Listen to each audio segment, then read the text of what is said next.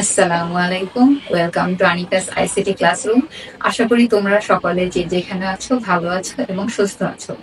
আজকের টপিক হলো তোমাদের আইসিটি বইয়ের তৃতীয় অধ্যায়ের নাম্বার সিস্টেম নিয়ে, অর্থাৎ তোমাদের সংখ্যা পদ্ধতি ও ডিজিটাল ডিভাইসের প্রথম অংশ নিয়ে আজকে আলোচনা করব।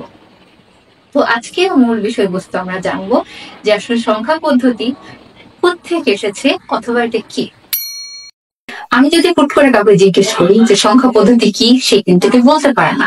আসলে এটি খুবই সহজ একটা ব্যাপার, কারণ কি সংখ্যা পদ্ধতির সাথে আমাদের দৈনন্দিন জীবনে সবকিছু জড়িত। আসলে সংখ্যা পদ্ধতিটা হলো গণনা করা। সংখ্যা পদ্ধতি এখন আমরা যেমন দেখি, অর্থাৎ আমরা কিভাবে গণনা করি 1 2 3 4 এর মাধ্যমে, তাই তো। কিন্তু প্রাচীন সভ্যতা যখন শুরু হয়েছে, হ্যাঁ প্রাচীন কালে, এই আমলে, হ্যাঁ এই আমলে, তখন তো মানুষ 1 2 3 এভাবে গণনা করতো না। তারা তখন কিভাবে গণনা করতো? হাতের মাধ্যমে, অথবা কোথাও দাগ কেটে, অথবা দড়ির গিটারের মাধ্যমে। সভ্যতার শুরুতে মানুষের এত বড় সংখ্যার প্রয়োজন ছিল না। হ্যাঁ, তখন তাদের প্রয়োজন ছিল না বলে তারা বিভিন্ন হাতের মাধ্যমে অথবা অল্প অল্প দাগ কেটে তারা বিভিন্ন ধরনের গণনা করতো। কিন্তু যতই তারা সভ্যতার দিকে এগোচ্ছিল, তখন তাদের বিভিন্ন ধরনের কৃষিকাজের সাথে জড়িত হলো, নানা রকমের কাজের সাথে জড়িত হলো। তখন দেখা গেল তাদের এই গণনার পরিমাণটা আরো বাড়ছে।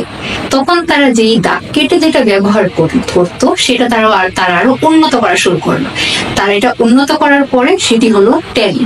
ট্যালির সংখ্যা আমরা বিভিন্ন ধরনের অনেক জায়গায় ইউজ করেছি। খ্রিস্টপূর্ব 4000 বছর আগে সুমেরীয় ও সমসাময়িক সভ্যতার মানুষজন দাগ কেটে কেটে তখন, অর্থাৎ টেলি ব্যবহার করে অনেক বড় বড় সংখ্যা লেখা শুরু করলো। এখন আমরা আসি মিশরীয়দের দিকে। মিশরীয় সভ্যতার মধ্যে তারা কিন্তু অন্যতম অনেক বড় বড় স্থাপনা আবিষ্কার করেছে, সেটা আমরা জানি। তার মধ্যে পিরামিড হলো একটি। এখন যখন তারা এরকম বড় বড় স্থাপনা করতেছিল, তখন তারা দেখলো যে না, তাদের গণনার জন্য আরো বড় বড় সংখ্যা প্রয়োজন হয়। তখন তারা এমন একটি পদ্ধতি আবিষ্কার করলো, যেটি হলো সংকেতের মাধ্যমে, অর্থাৎ অথবা চিত্রের মাধ্যমে। এরকম বিভিন্ন ধরনের চিত্রকে তারা গণনা করা শুরু করে, আর একে বলা হয় হাইরোগ্লিফিক্স। হাইরোগ্লিফিক সংখ্যা আবিষ্কার পরে তোমার গণনা অনেকটা সহজ হয়ে গেল, কারণ সকলে বড় বড় সংখ্যা এখন লিখতে পারছে।